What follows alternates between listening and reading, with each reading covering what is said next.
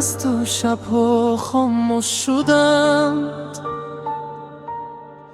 صدای خندم گم شد در باد، چشمانم پر از یادهای تو،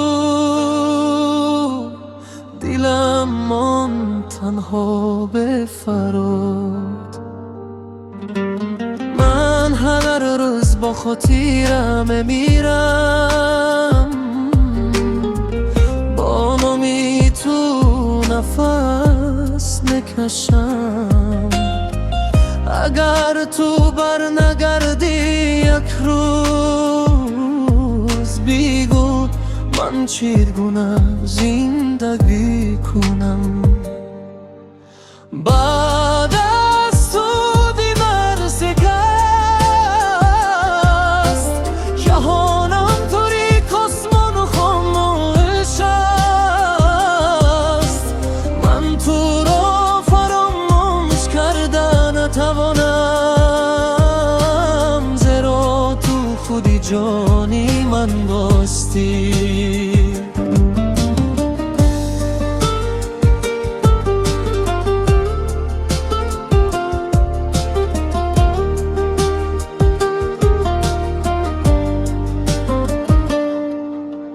کوچه ها پر از سایه ای تو،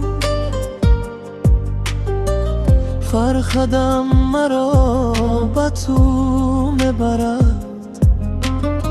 صورت کی با من مانده است، هنوز دلم را میسوزاند. اگر این عشق گناه باشد، من نمودم جزایش را دیوم. فقط یک بار برگرد تا دلم باز زنده شود. بعد از تو دلم شکست، آرزوهایم خاموش شدند یک باره. من تو را فراموش کرده نتوانم، زیرا تو خود جانی من هستی.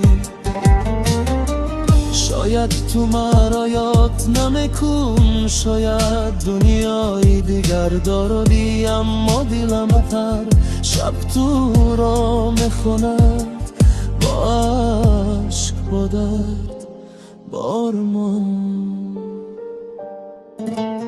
بعد از تو من دیگر نیستم، سایه عشقم در شب گم است.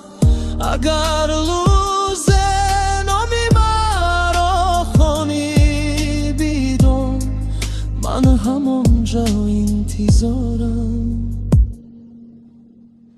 بعد از تو